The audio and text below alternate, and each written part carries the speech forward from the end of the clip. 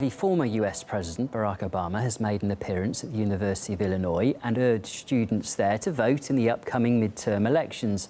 During his speech, he expressed too his indignation at Donald Trump's current policies. Samira Khan takes a closer look. President Obama has returned to the spotlight with a rousing speech almost universally applauded by mainstream media.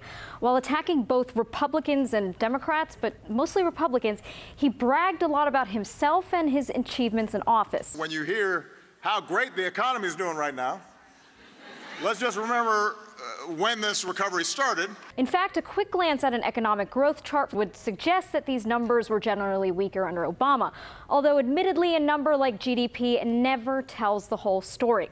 But what about foreign policy? We helped spread a commitment to certain values and principles, like the rule of law and human rights and democracy.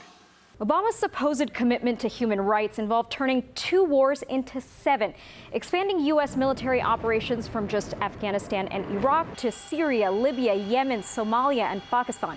And that policy has only continued under Trump. But surely Obama handled things differently when it came to Russia. They're undermining our alliances, cozying up to Russia. What happened to the Republican Party? Its central organizing principle in foreign policy was the fight against communism, and now they're cozying up to the former head of the KGB. We should point out that Putin was never head of the KGB, and there was a time when Obama mocked his opponent Mitt Romney for using outdated Cold War language. When you were asked what's the biggest geopolitical threat facing America, you said Russia. Not Al-Qaeda, you said Russia. In the 1980s are now calling to ask for their foreign policy back because, the Cold War's been over for 20 years. But let's go back to Trump cozying up to Russia. How does that actually look? The current president has imposed sanctions on Moscow and has even armed Ukraine, something even his predecessor didn't want to do. During his speech, Obama did spare a few moments to attack the Democrats, but bashing the Republicans seemed to be his main goal.